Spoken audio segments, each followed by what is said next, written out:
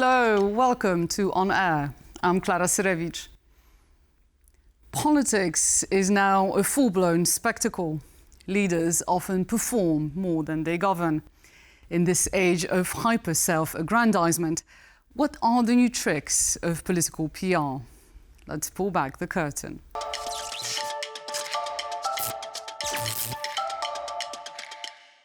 Would you vote for me? I believe politics is about long-term decisions and hard compromises, and I tend to over-explain. I also don't care how I look in photos or about escalators not working. I don't post selfie rolls from nightclubs. And I don't have weird hair. In other words, I am unelectable. In this episode, I'll explain why. Every self-help book will tell you that presentation is key. Optics produce power dynamics, defining the dominance or subordination of subjects. Take the infamous handshake battles between Donald Trump and Emmanuel Macron, a modern-day cockfight of crushing grips, slapping pats, and smiles so forced they reek of hidden tension. According to protocol expert Julie Blais-Comeau, Trump's physical interactions with other leaders are calculated displays of dominance. In his trademark fashion, he pulls people in, grips too tightly, or delivers those condescending taps that blur the line between warmth and dismissiveness. Past the handshake comes the photo op, help it. If you're the president of a small country like Montenegro, you better not stand in the way of Mr. Graceful. Indeed, visual placement is never random. It communicates hierarchy. Notice how in Chinese media every shot of Xi Jinping looks like a Renaissance painting of divine order, framed just so. Elsewhere, he invariably occupies a centre-front position, symbolically projecting China's Middle Kingdom image, the power that bridges and dominates the rest. Once you're past this nightmare, then comes the minefield of props and decorum. At the White House, Trump has mastered the art of the spatial debasement, arranging meetings to make everyone look either like schoolchildren or a sycophantic choir. But he's hardly the only one weaponizing furniture. When EU Commission President Ursula von der Leyen and Council President Charles Michel met with Recep Tayyip Erdogan, only one chair was placed next to him for Michel, while von der Leyen was banished to a distant sofa. The Sofagate incident caused a big diplomatic stink. Its timing made even sharper because 2 weeks earlier, Turkey had withdrawn from the Istanbul Convention, a treaty designed to combat violence against women. However, it's Putin who most infamously uses props to either intimidate and humiliate his guests. In 2007, during a meeting with Chancellor Angela Merkel, he kept his Labrador in the room the entire time, fully aware of her lifelong fear of dogs after being bitten as a child. At an earlier meeting, he had even handed her a toy dog, saying, "This one doesn't bite." In her recent memoir, Merkel described it as a deliberate act of psychological pressure, though Putin retorted that his intention had been to create a relaxed and friendly atmosphere. Since Putin invited Volodymyr Zelensky to Moscow 2 months ago, I wonder what kind of animal-related welcome he'd prepare. Surely there'd be some relaxing snake pits or friendly vermin caves at the Kremlin. Another hallmark of Moscow's hospitality is that impossibly long table. When Putin met Macron and later Olaf Scholz after the invasion of Ukraine, they sat roughly 6 meters apart. It appeared to be a deliberate visual strategy meant to display Western isolation, though the actual reason was more mundane. Dmitry Peskov, the Kremlin spokesperson, noted that conversations with some people are held at a long table because some people adhere to their own rules without cooperating with the host. He was referring to the fact that both Macron and Scholz had refused to take a Russian-administered COVID test due to fears of DNA theft. Putin, meanwhile, was extremely paranoid about contagion. But not all Kremlin props land successfully. A few months later, Putin hosted a meeting of the CIS, an organization of former Soviet republics, where each leader was presented with a golden ring engraved with the word Russia. Given Putin's well-noted resemblance to Gollum and the Kremlin's Sauron-like command over an orc army invading Ukraine, the gesture wasn't really a PR triumph. In the end, only one orc wore the precious in public, Belarus's Alexander Lukashenko. Continuing with other effective and not so effective props, a screaming chainsaw held within arm's reach of supporters by a candidate with crazy hair, belching out that he's going to slash the parasitic political caste, doesn't sound like a recipe for success, but there we are. Taken straight out of a horror film, the chainsaw burst onto the libertarian scene to Elon Musk's childlike, psychopathic glee. Just last month, it handed Javier Milei's party a midterm election victory, despite his sister becoming a symbol of said parasitic political caste. I guess only a flamethrower could outshine that. Yet whether you're squeezed behind a tiny desk or at the far end of a monstrous table, looking good is apparently the most important thing anyway. Putin and Trump's cosmetic obsessions prove it. Sadly, no other head of state has gone topless for the cameras besides Putin, though some other images have been deemed indecent, at least according to California Governor Gavin Newsom, who pixelated Trump's time cover. It was, admittedly, a very unflattering angle, and it made Trump rage. As The Guardian commented, "To anyone with eyes in their head, it was clearly a troll-based decision. Look," screamed the subtext of the Time magazine cover. "We may seem like forelock-tugging losers for coming up with that headline, but at least he looks like a tit in the photo." Following Trump's meltdown, the magazine issued an apology and replaced the cover with a carefully staged photo intended to flatter him, but one that was oddly reminiscent of a notorious Nazi war criminal portrait. I'm not surprised Trump was alarmed, considering his habit of interpreting physical appearance as a marker of virtue.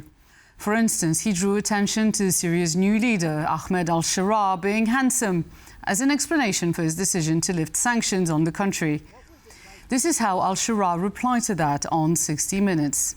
When you met President Trump back in May, he described you as handsome, tough, and he said you had a strong past. Have you any doubt about that?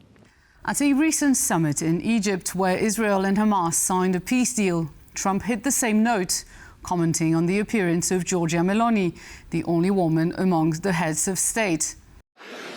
Where is she? There she is. You don't mind being called beautiful, right? Because you are.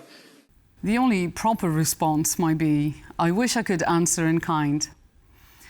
But there she is, having to play eye candy while she came to negotiate hostage releases and an end to the Gaza massacre.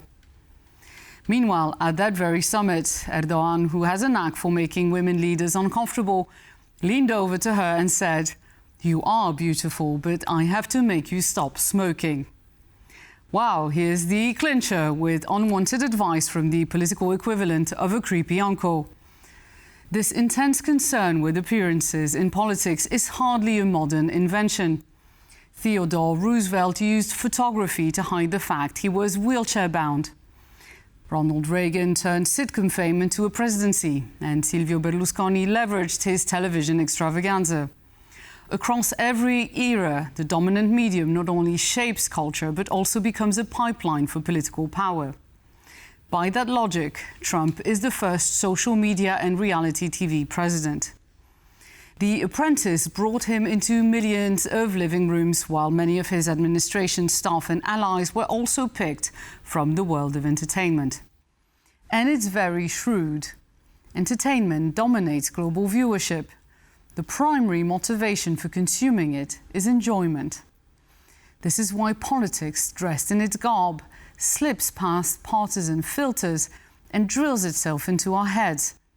Viewers subconsciously accept that someone allowed to shout, "You're fired," from behind a massive desk must be an expert, and that hijinks, humiliation and revenge are acceptable measures of leadership. Fast forward to the real White House of Donald Trump being currently demolished, and complete with this beautiful set of product placements and a presidential franchise for all sorts of tawdry gadgets. According to the New York Times, before taking office, Trump instructed his aides to think of each presidential day as an episode in a TV show in which he vanquishes rivals.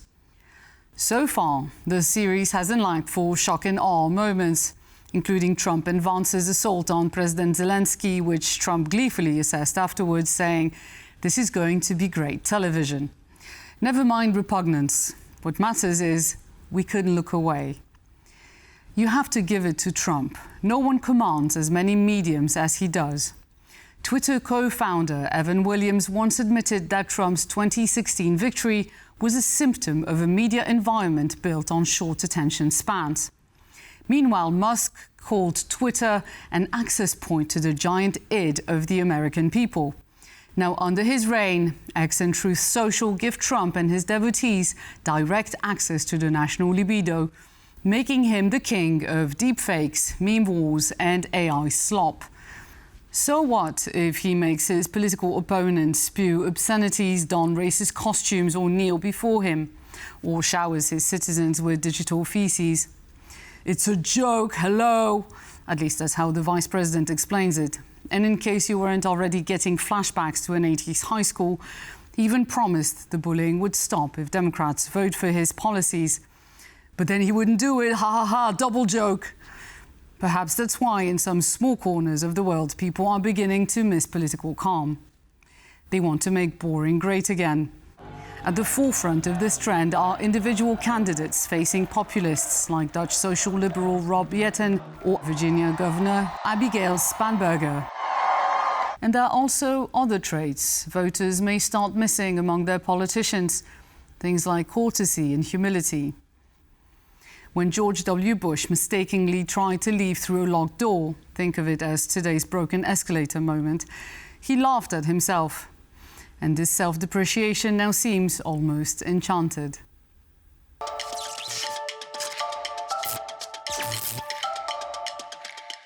Politics and fashion, two worlds equally obsessed with appearance. Just think Muammar Gaddafi, or those way too long ties worn by some politicians. What's the symbolism? Anyway, tonight we're looking at how a well-cut suit, a rumpled collar or a scruffy jumper can speak louder than a polished press statement. Throughout history, fashion has served as a powerful force of political communication. In ancient Greece, the flowing chiton symbolized democratic ideals. In Rome, the toga identified the wearer as a citizen, a visual declaration of belonging and authority. Today, the principle remains unchanged. In Washington, style has become pure theater, and no one plays the lead like Donald Trump. His second term has turned the visual dial up to 11. Heavy, shoulder-padded Brioni suits, glossy ties that hang long, and a distinctive spray-tan bronze. Trump's look is deliberately exaggerated. The oversized suits create the outline of a heavyweight, a man who fills the room, literally and symbolically. President Volodymyr Zelensky's choice to wear military fatigues throughout the war is a deliberate signal of solidarity with his troops. Macron also briefly experimented with a more rugged image, posing in a military hoodie, stubble, and jeans to channel Zelensky-style resolve. However, his Cartier ring and the fact that Macron is the only sitting French president who hasn't served in the military left many unconvinced.